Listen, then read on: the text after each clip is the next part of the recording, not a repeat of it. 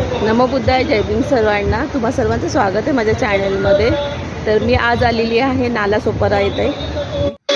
Nalasopara Kalamb beach येथे संघमित्रा गंधकुटी बुद्धविहार ट्रस्टतर्फे ह्या कार्यक्रमाचे आयोजन केले होते. ह्या कार्यक्रमाच्या मुख्य आयोजक होत्या भिक्खुनी संघमित्रा महाथेरी. सम्राट अशोकाची 2 मुलं महेंद्र आणि संघमित्रा यांना सम्राट अशोकाने धम्मप्रसाराची जबाबदारी दिली होती आणि ते बोटीद्वारे श्रीलंकेला गेले होते. आणि आज धम्ममित्रा महाथेरो संघमित्रा म्हणजे सम्राट अशोक यांची कन्या यांचा स्मृतिदिन होता. त्यानिमित्तानेच ह्या कार्यक्रमाचे आयोजन केले होते नालासोपारा येथे. आणि नालासोपारा येथे जो मुवमेंट आहे की संघमित्रा बोटीद्वारे श्रीलंकेला गेल्या धम्मप्रसारासाठी, तो रिक्रिएट केला गेला आजच्या दिवशी. आणि आम्ही ह्या कार्यक्रमाला उपस्थित होतो. तर खूप मला छान वाटलं ह्या कार्यक्रमाला उपस्थित राहून.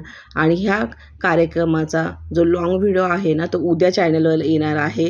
तर तुम्ही बघायला विसरू नका, तो व्हिडिओ नक्कीच बघा. खूप छान असा व्हिडिओ आहे तो. या कार्यक्रमामध्ये आम्हाला बरीचशी अशी लोकं भेटली. त्यांना सर्वांना भेटून खूप छान वाटलं. आम्ही गेल्या वर्षीच्या वर्षावासामध्ये ऑनलाईन भिक्खुनी धम्मदिना यांचा अभिधम्म ऐकत होतो. आणि ह्या कार्यक्रमामध्ये आम्हाला त्यांना भेटण्याची संधी भेटली. तर त्यांना भेटूनसुद्धा खूप छान वाटलं. आणि हा तो रिक्रिएट केला गेलेला मुवमेंट आहे. संघमित्रा भिक्खुनी श्रीलंकेला जातात बोटीतनं. तर बघा हा क्षण किती सुंदर वाटतो आहे. हा सुंदर असा क्षण नालासोपाऱ्याला रिक्रिएट केला गेला.